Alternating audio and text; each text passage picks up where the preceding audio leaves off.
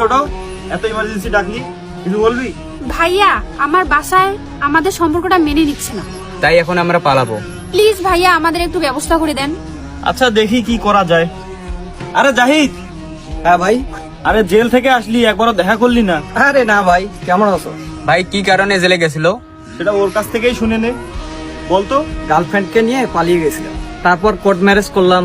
3 দিন সংসার করার পর ওর বাবা আমাদের খুঁজে বের করে, তারপর আর কি আদালতে আমার বউ আমার বিপক্ষে সাক্ষী দেয়। জেল খাটলাম 2 বছর, পরশুদিন বাইরে হলাম।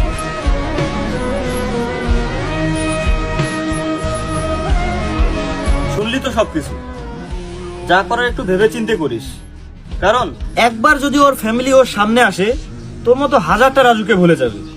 মেয়েদের স্বভাবটাই এমন, বুঝতে পারছিস? বাদ দে।